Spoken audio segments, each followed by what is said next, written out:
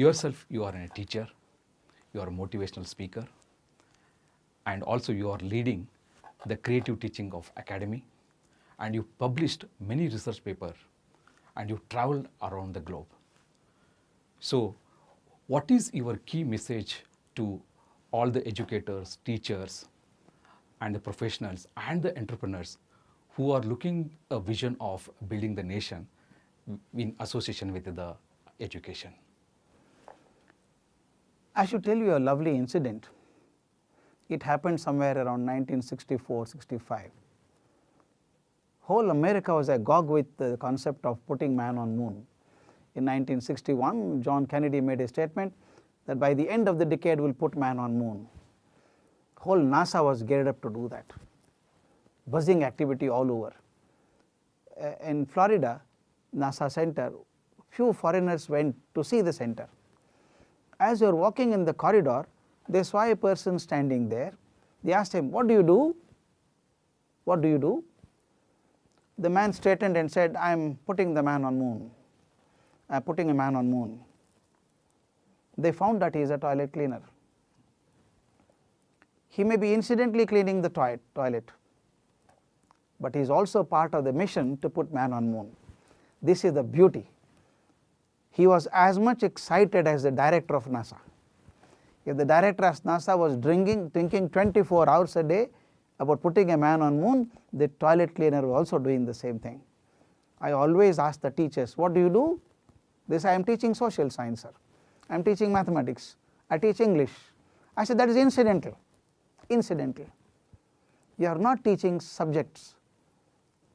Through the vehicle of that subject, you are building the nation. You are doing a nation building activity." I always tell them, if you want to have a sensible and a good Prime Minister 50 years from now, you must teach properly now. If you want to have a good Chief Minister, I should teach properly. Otherwise, you are going to have a useless Prime Minister, useless Chief Minister. If you get a bad one, we are responsible, we produce that quality. Is it not right? I should take the ownership. The future belongs to me.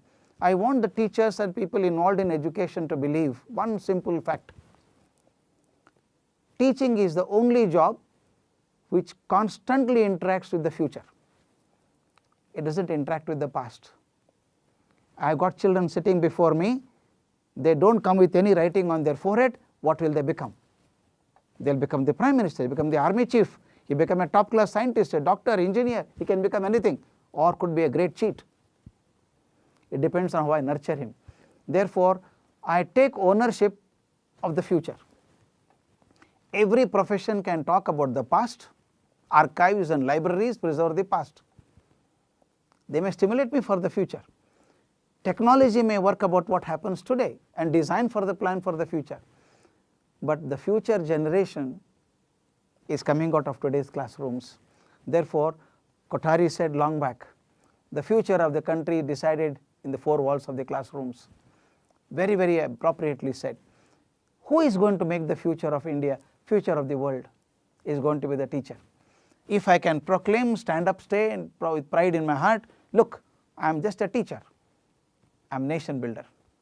I am teaching all right, but I am also a nation builder. I will conclude my answer with a lovely incident or anecdote. There was a very famous Jewish saint called Bonham. They call Rabbi Bonham. He had thousands of followers. He became old.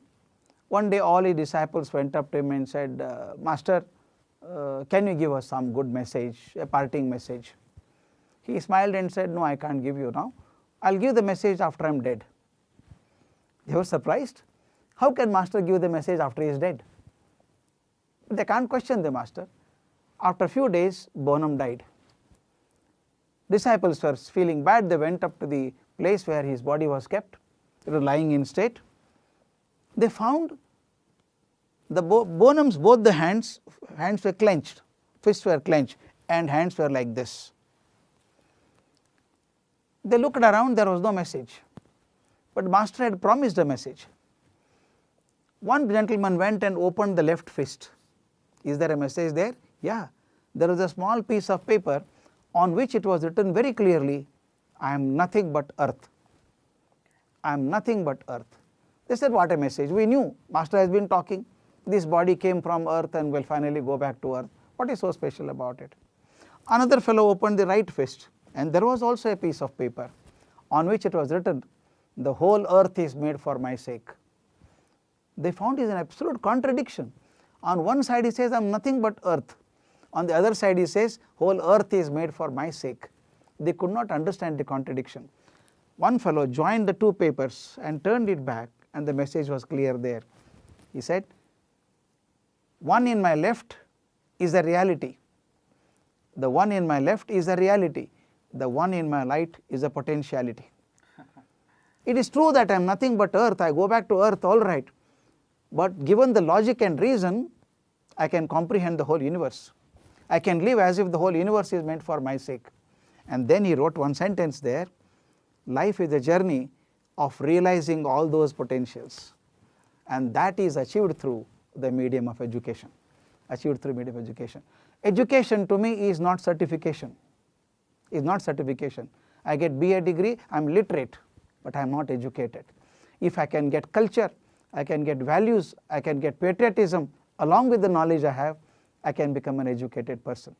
So therefore, the job of people involved in education, whether the volunteers or entrepreneurs, corporate people, retired people coming into this field, music teachers, art teachers, dance teachers, all our effort is to convert that little boy into an extraordinary gentleman, lady of great merit and great values. If I can produce that. Normally don't we do that when you go for a travel? What is the outcome? I want to reach this place. I go to the hotel, I want to eat this. There is always an objective for doing it. The objective of education is not certification. It is to produce a top class cultured person about whom the country can be proud of. We shall all be part of it.